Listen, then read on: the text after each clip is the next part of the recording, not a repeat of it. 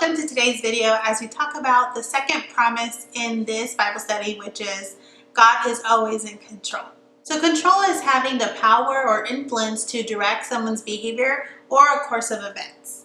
And I know that as humans, we automatically want control over our lives and decisions and situations. When things are out of our control, we can feel anxiety, we can feel depression, we can feel discouragement, and we can also feel impatient. We know from scripture that God is always in control, even when situations don't look like they're going in the right direction. When we feel like we have control over decisions and situations, we feel empowered. It feels gratifying to have a sense of influence or power over decisions and situations. But when we're not in control, sometimes we feel even helpless. Especially with the world events that are going on. From scripture, we can see how God has been in control since the beginning and until now, and we know that God is in control forever. That is a never-changing quality about God. He will always be in control, and He already knows how everything is going to unfold. Just because God is in control doesn't mean that bad things won't happen. Sometimes God allows things to happen for a reason. Sometimes when we feel out of control or when we are impatient waiting on God's timing, we can try to take control and take matters into our own hands. And when we do that, that causes more pain than good. And I totally understand how it is so hard to wait on the Lord, especially on things that are so near and dear to our heart. And we want to take that control. And I've seen time and time again when people try to take matters into their own hands, and then they cause so much more pain for themselves.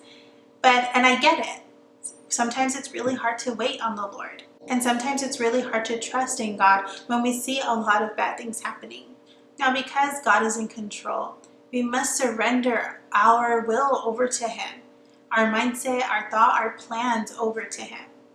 Now, there are so many areas in life, and I talk about this a lot in a lot of my videos, but there are areas in life, and I want you to think about, what are some areas in your life that you haven't given full control over to God?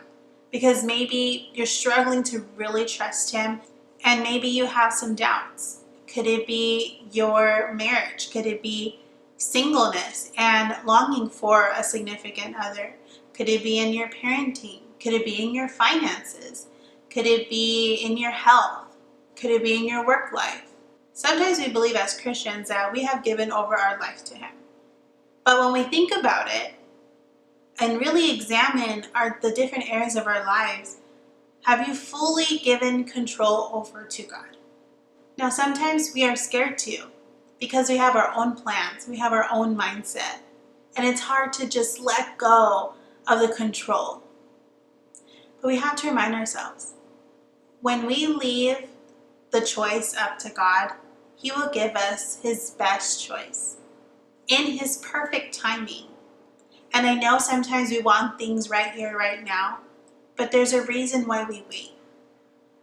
God knows when is a perfect time for certain things. He knows what series of events need to happen before something truly unfolds. We don't know all the details. We don't know God's plan from A through Z. But we know, and we can be rest assured that He works everything for the good for those who love Him. If we think about it, it's just like lending a car. You know, you're not going to let someone drive for you or drive your car unless you fully trust them. And so it's kind of like the same concept.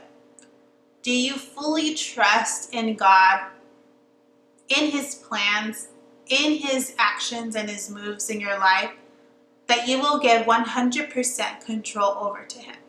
Whether you trust Him fully or not, God will always be in control. And I encourage you to continue to challenge yourself to give Him over that control. And if you notice any area of life that you're not fully surrendering, ask yourself why.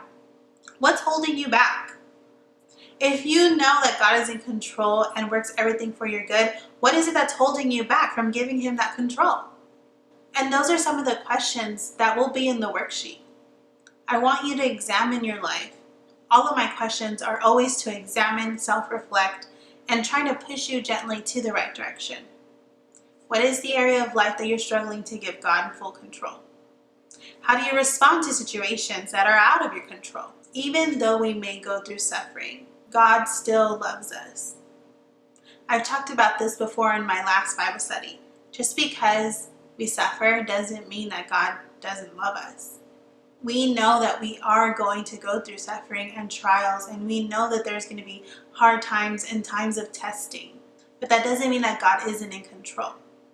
He uses those things to go according to plan and for ultimate good.